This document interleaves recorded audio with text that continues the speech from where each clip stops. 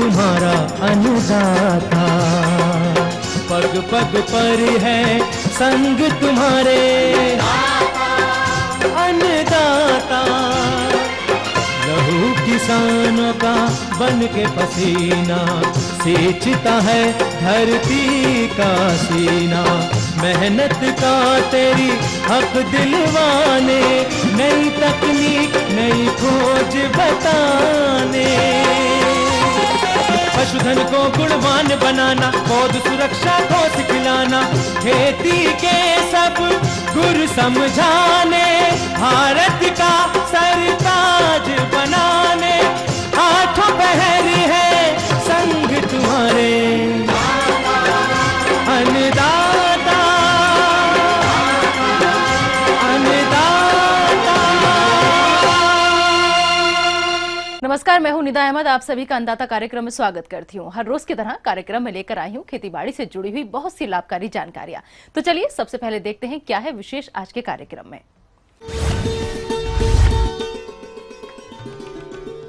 बुवाई के बाद गेहूं की फसल में कैसे करें जरूरी उर्वरकों का प्रयोग।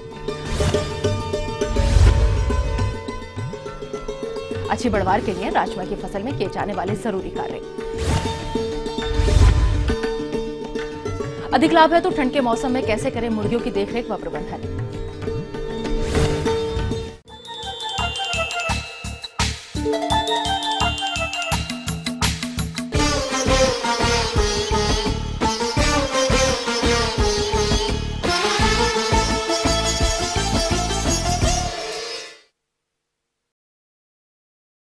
गेहूं की फसल इस समय कई अवस्थाओं पर खेतों में खड़ी है। आगे भी ये फसल उचित बढ़वाड़ लेगी और इसके लिए जरूरी है कि फसल की उचित अवस्थाओं पर उर्वरकों का सही मात्रा में प्रयोग किया जाए, क्योंकि बुवाई के समय बिना मृदा परीक्षण कराए बहुत से किसान उर्वरकों का प्रयोग करते हैं, जिसकी वजह से खड़ी फसल में जरूरी तत्वों की कमी हो जाती है और फसल पीली पड़कर कमजोर हो जाती है। इसलिए गेहूं फसल की उचित बढ़वाड़ के लिए उर्वरकों का प्रबंधन कैसे करना है, बता रहे हैं कृषि विश्वविद्यालय पंतनगर के डॉक्टर SP सिंह। गेहूं की फसल रबी मौसम की सबसे महत्वपूर्ण फसल है और इसे लगभग सभी किसान अपने खेतों में उगाते हैं, क्योंकि खाद्यान्न का सबसे बड़ा स्रोत जो है गेहूं है। गेहूं की फसल इस समय उनके खेतों में स्थापित है और जो विलंब से गेहूं बोया है उसमें पहली सिंचाई, और जो समय से गेहूं किसान भाइयों ने बोया है उसमें दूसरी सिंचाई या पोषक तत्व मैनेजमेंट के कार्य किसान भाई कर रहे हैं।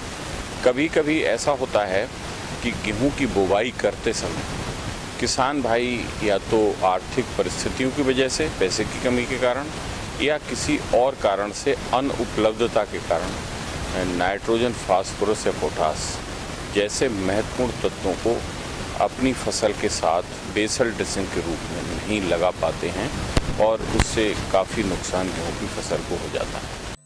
यदि बुआई के समय आपने गोबर की खाद या केंचुए की खाद का प्रयोग नहीं किया है और रासायनिक खाद जैसे यूरिया, DAP और पोटाश का भी उचित मात्रा में प्रयोग नहीं किया है, तो बीज जमने के बाद फसल की बढ़वार रुक जाती है और पहली सिंचाई के बाद फसल पीली होने लगती है। किसान भाइयों, आपके गेहूं की फसल में भी यदि बढ़वार रुकी है तो खड़ी फसल में जरूरी तत्वों की पूर्ति के लिए आप कुछ उर्वरकों का इस्तेमाल कर सकते हैं। फास्फेटिक उर्वरक की मात्रा कम लगाई है या नाइट्रोजन, फास्फोरस, पोटास तीनों की कम लगाई है, तो ऐसे में NPK 18-18-18 जो कि हमारी इफ़को द्वारा तैयार किया गया है, उसकी 1 किलोग्राम मात्रा 100 लीटर पानी में घोल बनाकर 35 से 45 दिन की फसल पर फोलियर स्प्रे कर सकते हैं और इसका स्प्रे का 10 दिन बाद पुनः एक स्प्रे किसान भाइयों को करना पड़ेगा और ये मात्रा 1 एकड़ फसल के लिए है। ऐसे में 2 किलोग्राम मात्रा 2 बार में 100 लीटर पानी में घोल बनाकर किसान भाई यदि ये फोलियर स्प्रे कर देते हैं तो इसका लाभ पूरा आपकी गेहूं की फसल को मिलेगा। यदि आपने उचित समय पर DAP खाद नहीं मिलने पर बुआई के समय इसका प्रयोग नहीं किया है तो आप किस घुलनशील उर्वरक का प्रयोग करेंगे, आइए जानते हैं। साथ ही साथ यदि DAP का प्रयोग किसान भाइयों ने कम किया है और पोटास की मात्रा बेसल ड्रेसिंग में डाल दी है तो ऐसी स्थिति में NPK का 17-44-0 उर्वरक जो जल विलेय है वो आता है 1 किलो के पैकिंग में, एक बार में 1 एकड़ के लिए 100 लीटर पानी में घोल बनाकर 35 से 45 दिन की फसल पर और पुनः 10 दिन के बाद इसका स्प्रे, तो इसका लाभ डीएपी की कम दी गई बेसल डोज को पूरा करने में मिलेगा। गेहूं की फसल में पोटाश तत्व विशेष महत्व रखता है। इसे पूरा करने के लिए यदि म्यूरेट ऑफ पोटाश का प्रयोग बुआई के समय नहीं किया गया है तो खड़ी फसल में इसकी पूर्ति कैसे करेंगे, आइए जानते हैं। नाइट्रोजन और फास्फोरस दोनों ही बेसल डोज में बुआई करते समय किसान भाइयों ने पूरी मात्रा में दे दिए हैं। पोटास अनुपलब्धता के कारण या पैसे की कमी के कारण नहीं दे पाए हैं, तो ऐसे में इफ्को का 0050 पोटास की मात्रा को ही नहीं पूरी करता है, बल्कि 13% इसमें सल्फर भी होता है। इसको 0050-13 कहते हैं। उसकी उतनी ही मात्रा, उतनी ही आयु की फसल में किसान भाई स्प्रे कर दें और उसको पुनः एक बार रिपीट कर दें, तो इससे पोटास की आपूर्ति के साथ साथ सल्फर की भी आपूर्ति होती है, जिसकी आम तौर पर हमारी मिट्टियों में कमी चल रही है और उसकी संस्तुतियाँ भी हैं। यदि आपने इसी तरह से जिंक सल्फेट, जो कि बहुत ही आवश्यक मुख्य पोषक तत्व है या गौण पोषक तत्व है, उसकी कमी इस सब मिट्टियों में है और उसकी कमी सीधे सीधे परिलक्षित होती है गेहूं की फसल में, और इससे उत्पादन पर 15 से 25% तक का ह्रास होता है।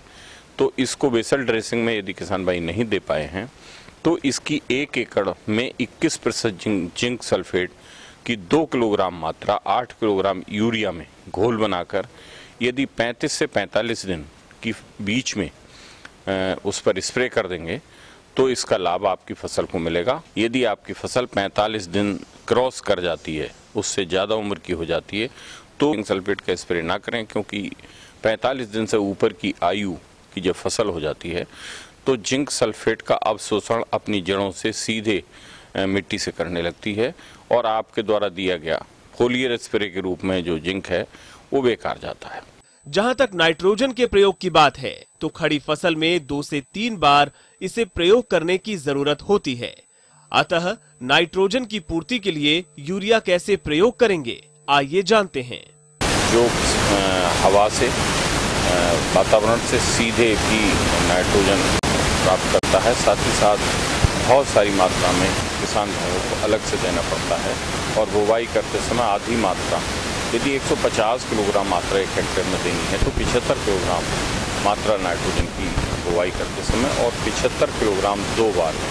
पहली मात्रा पहले सिंचाई यानी ग्राउंड रूट इनिशिएशन 21 दिन के बाद जब यूँट आ जाए तो, और दूसरे पानी पहले पानी से 25 से 30 दिन के बाद उसका जो है दूसरी डोज दे सकते हैं। और यदि आपकी ज़मीनें भारी हैं, भारी भूमियां हैं, तो इसको तीसरी सिंचाई पर भी दे सकते हैं।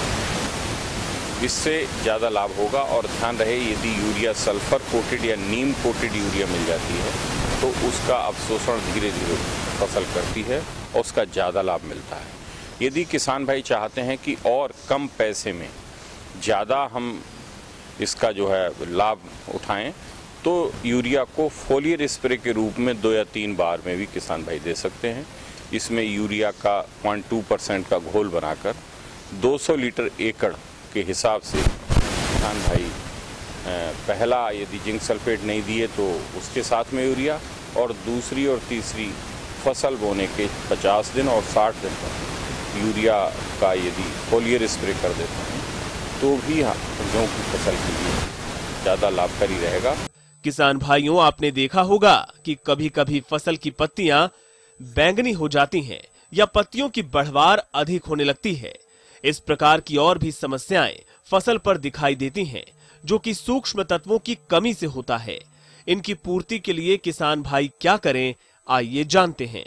और भी ये लगता है कि उनकी मिट्टियों में सूक्ष्म पोषक तत्वों की कमी है।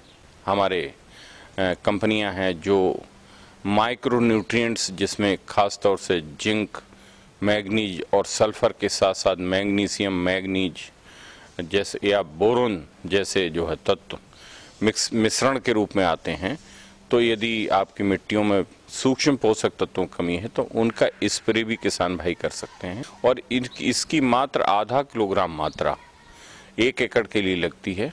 200 लीटर पानी में घोल बनाकर किसान भाई इसका स्प्रे कर सकते हैं 1 एकड़ भूमि में। इससे सूक्ष्म पोषक तत्वों की कमी पूरी होगी और आपकी गेहूं की फसल बहुत अच्छी होगी। ये थी कुछ उपयोगी जानकारियां। अब लेते हैं एक छोटा सा ब्रेक और जल्द लौटेंगे और कार्यक्रम में आगे हैं महत्वपूर्ण जानकारियां। बने रहिए हमारे साथ। अच्छी पैदावार के लिए राजमा की फसल में किए जाने वाले जरूरी कार्य।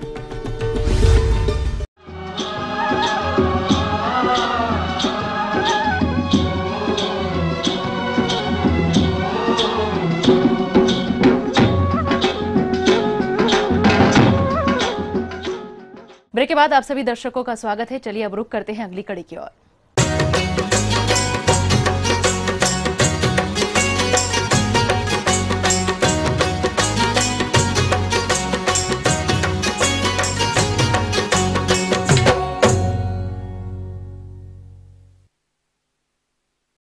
अपने प्रदेश के जिन किसान भाइयों ने राजमा की बुवाई समय से की होगी, उनकी फसल इस समय बढ़वार की अवस्था पर है और इस फसल से अधिक उत्पादन लेने के लिए फसल की इस अवस्था पर पौध सुरक्षा उपायों के साथ साथ कुछ उचित प्रबंधनों को करना जरूरी होता है। तो किसान भाइयों, कैसे करेंगे आप राजमा की फसल का प्रबंधन? आइए जानते हैं डॉक्टर देवेंद्र सिंह से।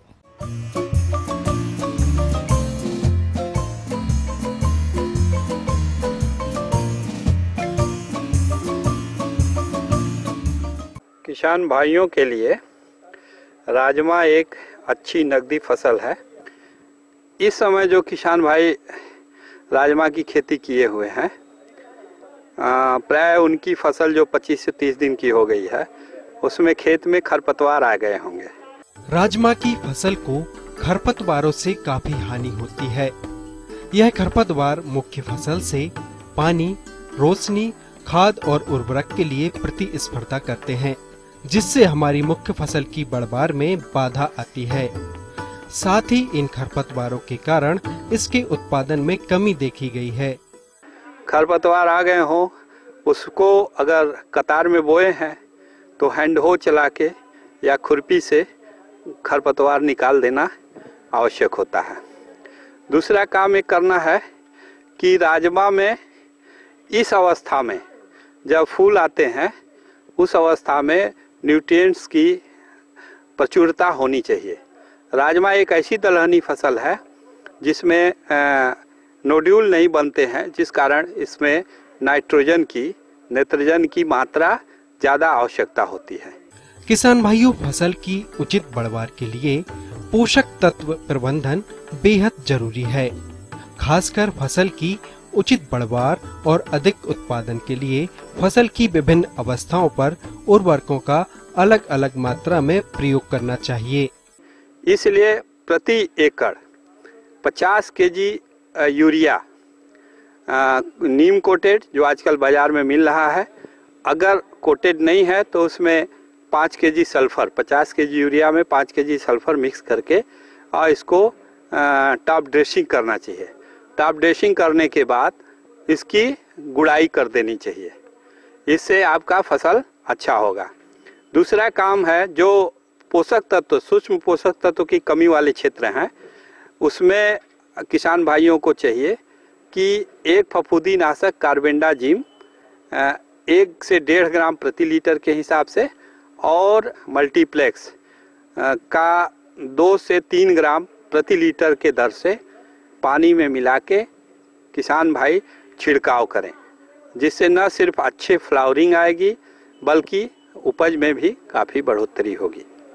किसान भाइयों, जाड़े के मौसम में जब वातावरण में नमी की अधिकता रहती है, तब इस फसल में कई हानिकारक रोग पनपने लगते हैं, जो कि फसल की वृद्धि और विकास में रुकावट डालते हैं। इतना ही नहीं किसान भाइयों, यदि समय रहते इन रोगों की रोकथाम न करें तो यह रोग पूरी खेत में बड़ी तेजी से फैल जाते हैं और देखते ही देखते पूरी फसल बर्बाद हो जाती है। जनवरी के 15 जनवरी के पर इसमें राजमा की फसल में कुछ रोग आते हैं। एक तो ऊपर का गलन, जो ऊपर से सड़ने लगता है और सफ़ेद सफ़ेद होके पत्तियों में और टिप्स पे वो पूरा पौधा का पौधा नष्ट हो जाता है। इस रोग की बचाव के लिए साफ एक दवा आती है जिसमें कार्बेंडाजिम और मैंकोजेब का दोनों का बराबर मात्रा होता है। उसका छिड़काव करने से उस रोग पर नियंत्रण पाया जा सकता है।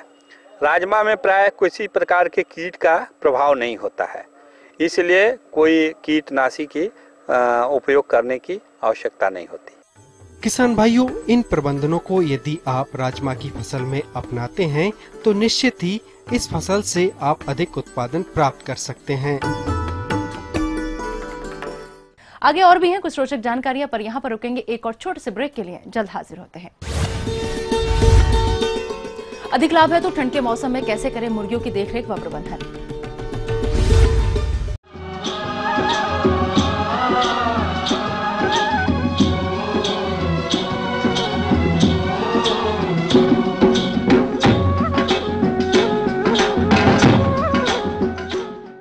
ब्रेक के बाद एक बार फिर से आप सभी दर्शकों का अन्नदाता कार्यक्रम में स्वागत है। बढ़ते हैं अगली प्रस्तुति की ओर।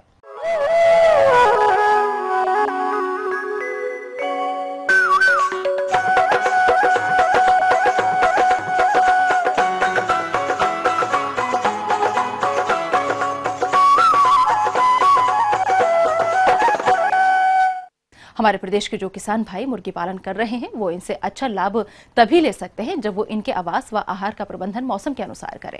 तो इस ठंड के मौसम में मुर्गियों की देखरेख और प्रबंधन किस तरह करना जरूरी है, इस बारे में जानकारी के लिए मिलते हैं डॉक्टर M.K. श्रीवास्तव से।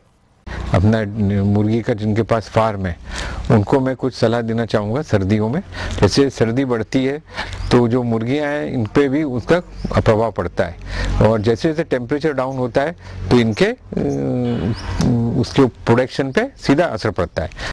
अपने प्रदेश में ठंड का प्रकोप दिन प्रतिदिन बढ़ता जा रहा है और इसका सीधा प्रतिकूल प्रभाव मुर्गियों की शारीरिक बढ़वार एवं उनके अंडा उत्पादन पर पड़ता है। तो इस ठंड के प्रकोप से मुर्गियों को बचाने के लिए जरूरी है कि इनके आवास के अंदर लिटर एवं प्रकाश का भी उचित तरीके से प्रबंधन करने की आवश्यकता होती है। ज्यादा ठंड पड़ने से अंडे में भी कमी आ जाती है, और दूसरा जो इनका ग्रोथ बॉडी वेट है उस पर भी असर पड़ता है। तो इस स्ट्रेस को दूर करने के लिए अपने को कुछ उपाय इस सर्दी के मौसम में करना बहुत जरूरी है।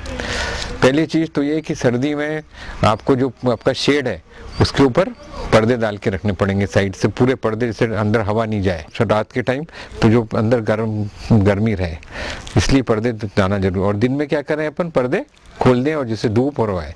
पर्दे डालने के टाइम ये भी ध्यान रखना है कि वेंटिलेशन रहे।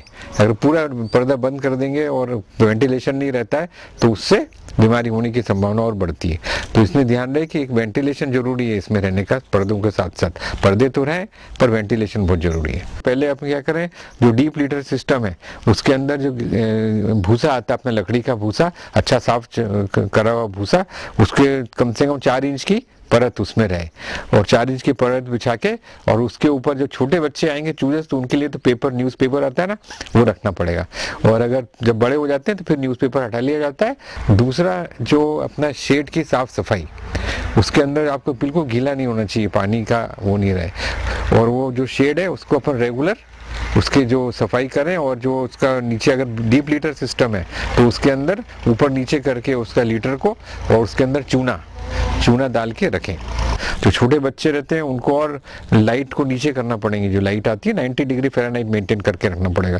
और जैसे टेम्परेचर बढ़ता जाए तो लाइट को अपन ऊपर करते जाते हैं। तो विशेष करके बड़ों को तो से छोटों को और ज़्यादा ध्यान कर, छोटों में ज़्यादा मोर्टिलिटी होती है इसमें। शेड में गोलाई मेंटेन रखें, अगर कोना कर देंगे तो कोने में एक चूजे चलेगा तो उसके ऊपर सब चढ़ जाते हैं, तो उसमें वो मरने की संभावना ज़्यादा रहती है। तो जो उनका वो बना के रखें, पूरा गोल होना चाहिए, जो चिक गार्ड रहेगा वो गोल रहे। और जब ज़्यादा सर्दी पड़ती है तो ज़रूरत पड़े तो अपन उसके अंदर ये अपने जो हीटर आते हैं, हीटर भी लगाने पड़ सकते हैं। इसके साथ ही मुर्गियों को आहार मौसम के अनुरूप देने की जरूरत होती है, तभी उनकी वृद्धि एवं विकास अच्छी तरह से होगा।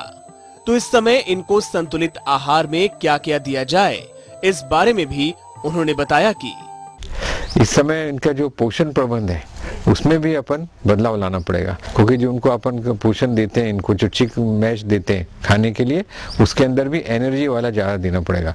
तो जो एनर्जी जैसे कार्बोहाइड्रेट उसमें ज़्यादा रहे, फैट वाला ज़्यादा रहे, साथ में विटामिन्स और मिनरल मिक्सचर का भी ज़्यादा रोल रहेगा, जिससे कि उनको, क्योंकि सर्दी में एनर्जी ज़्यादा चाहिए, उनको सर्दी लगेगी वो रखने के लिए। साथ में जो पानी का है, पानी भी ऐसा हो कि ट्यूबवेल का पानी, स्वच्छ पानी टंकी में चढ़ाया जाए, फ्रेश वाटर। ऐसे रात भर का पानी नहीं रहे, रात भर क्या होता है पानी ठंडा हो जाता है और फिर वो पानी अगर अपन उसको टंकी में से नीचे सप्लाई कर देंगे ठंडा पानी होगा। इसलिए ना ताज़ा ट्यूबवेल वाला पानी उसमें चढ़ाएंगे तो पानी गर्म भी रहेगा, अच्छा स्वच्छ पानी भी मिलेगा। कुछ इनके आपको टीकाकरण का भी संभावना ध्यान रखना पड़ेगा इस समय, कुछ जैसे कि CRD डिजीज़, तो इसकी संभावना भी बढ़ जाती है, वो नाक के बहेगी वो पूरा और फिर एकदम दूसरी जान बहती है। तो इसलिए इसका टीकाकरण और इससे बचाव के लिए बहुत ज़रूरी है कि आप उसका समय से टीका कराएं और पशु चिकित्सक से संपर्क करके रहें। जो मैंने आपको बातें बताई, अगर आप इन बातों का ध्यान रखेंगे तो सर्दी से अपने चूजों को बचाव कर सकते हैं, मुर्गी पालन में और अंडा उत्पादन में और मांस उत्पादन में आपका इसका फायदा भी होगा।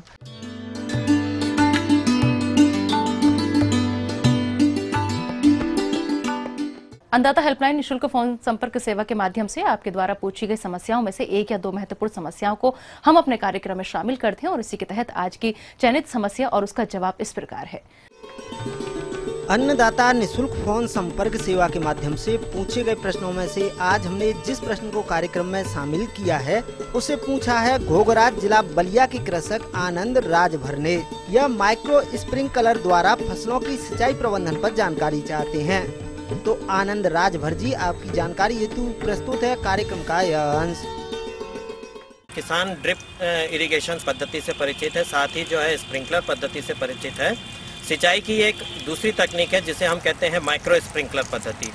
इसमें भी पानी जो है फव्वारे के रूप में निकलता है, इसमें भी लैटरल्स का उपयोग किया जाता है, लेकिन साथ ही साथ पानी की मात्रा पे कंट्रोल रखा जाता है और पौधे की आवश्यकता अनुसार ही फव्वारे के रूप में पानी दिया जाता है।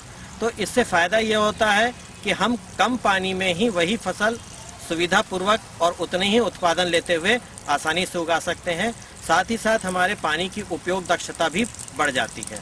किसान चाहे तो इसे शासकीय विभागों से सब्सिडी भी उनको प्राप्त होती है और उसके द्वारा जो है इसको अपने खेतों पे लगवा सकते हैं। इसमें फ़ायदा ये होता है कि आप कम ऊंचाई वाली जितनी भी पत्तेदार सब्जियां हैं उसका उत्पादन सफलतापूर्वक ले सकते हैं। जैसे कि पालक है, आपका धनिया है, मेथी है, इन सब का खेती जो है आप सफलतापूर्वक कर सकते हैं। यहाँ पर हम इसका प्रयोग जो है शिमला मिर्च की खेती करने में कर रहे हैं। ये भी जो है ड्रिप इरिगेशन के समान ही काम करता है, जिसमें कि आप दबाव के द्वारा पानी को लेटरल पाइप्स में भेजा जाता है और ड्रिप इरिगेशन में जहाँ पे छिद्र होते हैं वहाँ पर माइक्रो ट्यूब्स लगाकर इसमें राइज़र उठाया जाता है, जो कि करीबन 1 से 1.5 फीट की ऊंचाई तक होता है। ड्रिप इरिगेशन में जहाँ ड्रिप जो है 30 या 60 सेंटीमीटर पे होते हैं, वहीं पर ये माइक्रो स्प्रिंकलर में हम कम से कम 2 मीटर की दूरी पर जो है ये राइज़र लगाते हैं, जो इसका फवारा बनता है ये करीब करीब 2 मीटर का एरिया आसानी से कवर कर लेता है। तो आप इसमें जो जितनी भी पत्तेदार सब्जियां हैं उसकी खेती सुविधापूर्वक कर सकते हैं। साथ ही साथ नर्सरी उगाने के लिए यह विधि अत्यंत सुविधाजनक होती है। नर्सरी छोटी ऊंचाई की होती है तो उसमें हम जब तक नर्सरी 3 से 4 पत्ती की अवस्था होती है, पानी कम देना पड़ता है उसमें, तो वहाँ पे इस विधि का उपयोग सफलतापूर्वक किया जा सकता है। इसमें कम से कम 60 से 70% तक जो है पानी की बचत हो जाती है। साथ ही हमें हर बूंद की कहना चाहिए उपयोग दक्षता मिलती है, क्योंकि हम पौधे को उतना ही पानी देते हैं जितनी उसको ज़रूरत होती है, जबकि दूसरी पद्धतियों में पानी अतिरिक्त मात्रा में मिल जाता है, जिससे कि नर्सरी में कई प्रकार की बीमारियां आने की संभावना रहती हैं, तो वो इससे कंट्रोल हो जाती हैं। साथ ही साथ दूसरी सुविधा ये है कि इसमें आप फर्टिलाइज़र और जो भी आपको इंसेक्टिसाइड या फंजीसाइड डालना है तो वह भी पानी के माध्यम से घोल कर दे सकते हैं। साथ ही ये फ़ायदा होता है कि आपको हर पौधा जो है एक समान ग्रोथ का मिलेगा। इसके लिए कुछ प्रमुख घटकों की आवश्यकता होती है, जिसमें मोटर पंप, यदि आप उर्वरक देना चाहते हैं तो उर्वरक टैंक, दबाव नियंत्रण करने के लिए कंट्रोल रूम, पाइप एवं एमीटर्स होते हैं। एमीटर्स वो होते हैं जो फील्ड पर पानी को उत्सर्जित करते हैं। साथ ही साथ यदि हमें फ्लैट खेत में पानी देना होता है तो इसके लिए हमें 1.5 से 2 किलोग्राम प्रति वर्ग सेंटीमीटर का दबाव बनाकर रखना चाहिए, जिससे पानी का समान रूप से वितरण आपके खेत में हो सके। किसान भाइयों, फव्वारा चलाने की अवधि फसल एवं मिट्टी के प्रकार पर निर्भर करती है। सामान्यतः बुआई से पूर्व 3 से 4 घंटे व खड़ी फसल में 2 से 3 घंटे इसको चलाना चाहिए। यह एक नियंत्रित सिंचाई पद्धति है जिसमें पाइपों के माध्यम से जल को नोजल द्वारा वर्षा की तरह जमीन पर डाला जाता है। सिंचाई स्रोत में उपलब्ध पानी की मात्रा के अनुरूप नोजलों की संख्या कम अथवा ज्यादा की जा सकती है और प्रदेश में बोई जाने वाली लगभग सभी फसलों में फव्वारे से सिंचाई की जा सकती है। ये जो माइक्रो स्प्रिंकलर विधि है यह आपके कम ऊंचाई वाले पौधों के लिए ही उपयुक्त होती है, क्योंकि यदि अधिक ऊंचाई वाले पौधे के लिए हम उपयोग करेंगे तो पानी जो है तने से टकराएगा और तने से टकरा के पौधे के समीप गिरता रहेगा, जिससे पौधे को नुकसान होने की संभावना है। इसलिए कम ऊंचाई वाले पत्तेदार सब्जी वगैरह या नर्सरी उगाने के लिए यह विधि अत्यंत उपयुक्त होती है और किसान भाई इसका उपयोग आसानी से कर सकते हैं। कृषि विभाग के माध्यम से ये अपने खेतों में लगवा सकते हैं। इसमें जो है कृषि विभाग के द्वारा अनुदान भी दिया जाता है, जो कि अलग अलग किस्म के किसानों के लिए अलग अलग होता है।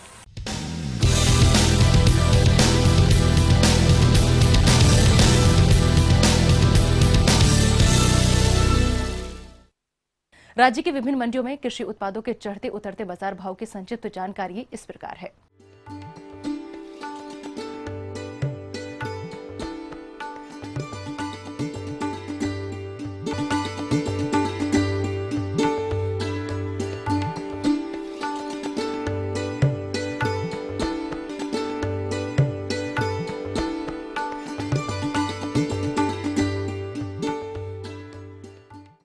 हम ये उम्मीद करते हैं कि आज का कार्यक्रम आप सभी दर्शकों के लिए उपयोगी रहा होगा। किसान भाइयों, अन्नदाता आपकी सेवा के लिए संकल्परत है और कृषि संबंधित समस्या एवं सुझावों के लिए आप हमें इस पते पर संपर्क कर सकते हैं। प्रोड्यूसर अन्नदाता, ETV Uttar Pradesh Uttarakhand, Ramoji film city, Hyderabad 501512। साथ ही आप हमें ईमेल भी कर सकते हैं। हमारा ईमेल है annadata.up@etv.co.in।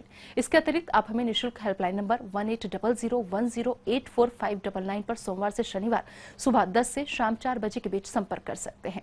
अब आइए देखते हैं कल दिखाए जाने वाले कार्यक्रम की मुख्य झलकियां। जापानी पुदीना की सफल खेती के लिए किसानों को जरूरी तकनीकी सलाह।